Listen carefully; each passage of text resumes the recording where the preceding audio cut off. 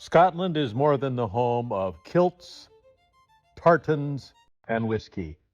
It's also the home of some very interesting body snatchers. This is my first time in Scotland, and mostly I am coming here for the Royal College of Surgeons.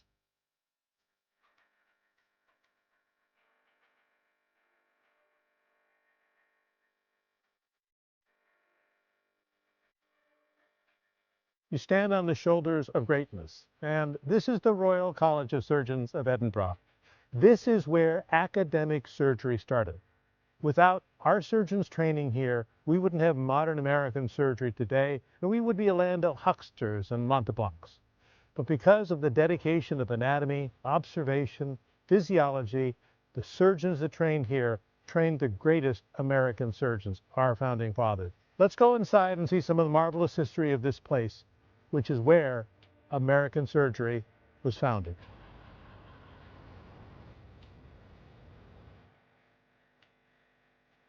We've all been to barbers. We've all seen the classic barber pole like this one. But did you know originally the College of Surgeons was the College of Surgeons and Barbers, founded, chartered by Mary Queen of Scots? This actually represents the bandages as they would wrap around a person because bloodletting was common in those days, the red being the blood. So next time you go to your barber and you get a little nick, just realize it's part of the great tradition. Aquavita, also known as whiskey to you, was the province of barber and surgeons until they separated out into two categories. Why whiskey? Well, you can imagine, if you are going to have surgery, you need some sort of anesthesia. And anesthesia, or aquavitae, was often simply either holding someone down or giving them a little bit of whiskey. I want you to imagine this. Edinburgh surgeons were at their height intellectually because of a couple of reasons. Number one, they were the first group to begin dissection.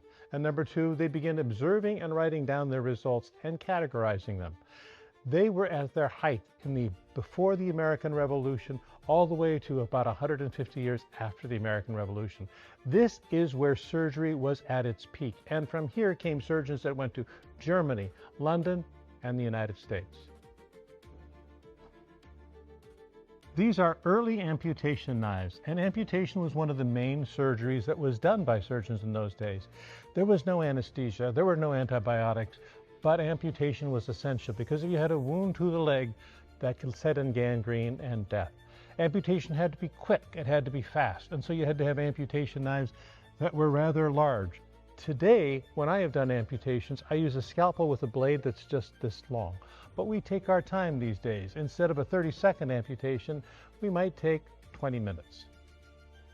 Apothecaries were the early pharmacists. They might mix up different herbs and potions, and they were under the auspices of surgeons for a time in the 17th century. Why surgeons and not the medicine men? Because surgeons were actually the more learned of the two groups, and we might say we still are.